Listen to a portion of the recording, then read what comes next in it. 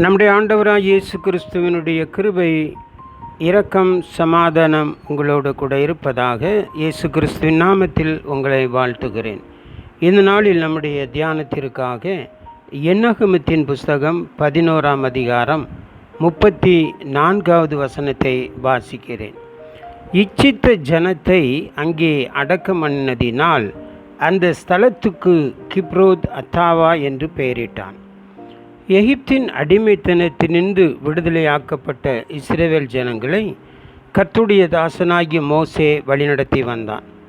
வனாந்தர பிரயாணத்தின் போது மாராவில் கசப்பான தண்ணீரை மதுரமாக தண்ணீராக மாற்றி கர்த்தர் கொடுத்தார். பின்பாறு ஏலிமுக்கு பயணம் செய்தார்கள். ஏலிமிலே 12 நீரூற்றுகளும் 70 பேரீச்சை மரங்களும் இருந்த இடத்திலே பாளையம் இறங்கினார்கள் என்று வேதம் சொல்கிறது. சீன் வனாந்திரம் வந்தபோது எகிப்து தேசத்தில் இறைச்சி பாத்திரங்கள் அண்டை உட்கார்ந்து அப்பத்தை சாப்பிட்டோமே, இந்த வனாந்திரத்தில் உணவு ஏதும் இல்லையே, எங்களை கொல்லும்படி அழைத்து வந்தீரோ என்று இஸ்ரவேல் ஜனங்கள் மோசேயிடத்திலே முறுமுறுத்தார்கள். கர்த்தர் தம் ஜனங்களுக்கு மன்னாவை கொடுத்து போஷித்தார்.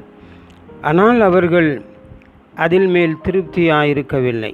வானத்தின் தானியத்தை, தூதர்களின் அப்பத்தை மனுஷன் சாப்பிட்டான் என்று சங்கீதம் 78, 24, 25 சொல்லுகிறது. இதெல்லாம் கொடுத்தும் பழைய எகிப்தின் சுபாவம் அவர்களுக்குள்ளே இருந்தது. அந்த சுபாவத்திலிருந்து இஸ்ரவேலர் மாறவில்லை, அதை மறக்கவும் இல்லை.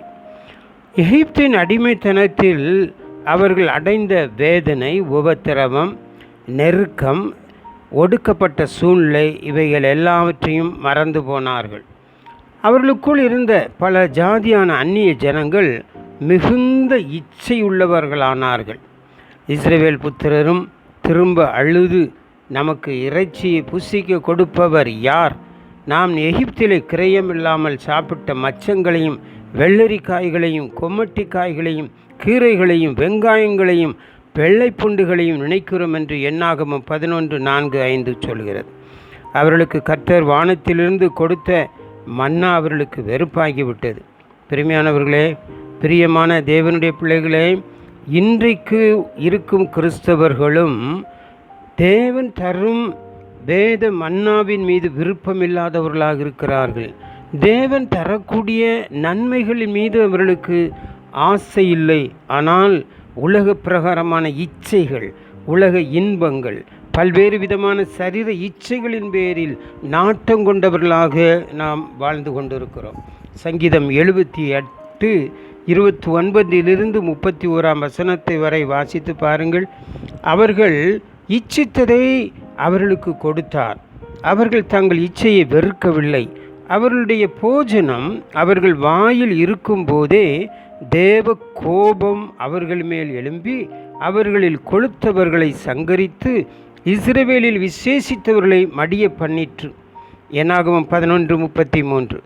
தங்கள் பற்கள் நடுவே இருக்கும் இறைச்சியை அவர்கள் மென்று தின்னும் முன்னே கர்த்தருடைய கோபம் ஜனங்களை மகாபிரிய வாதையில் அங்கே வாதிக்கும்படியான சூழ்நிலை ஏற்பட்டது. அங்கே நடந்த சம்பவம்தான் என்னாகமம் 31-34 நாம் வாசித்த அந்த வசனம். அந்த ஜனங்கள் அடக்கம் செய்யப்பட்ட இடத்திற்குத்தான் மோசே கிப்ரோத் அத்தாவா என்று பெயரிட்டார். இதற்கு அர்த்தம் என்ன? இச்சைகள் அடக்கம் செய்யப்பட்ட கல்லறைகள் அல்லது இடம் என்பதுதான் இதனுடைய அர்த்தம். ஆகையால் இன்றைக்கு நாம் எப்படிப்பட்ட சூழ்நிலையில் வாழ்கிறோம்?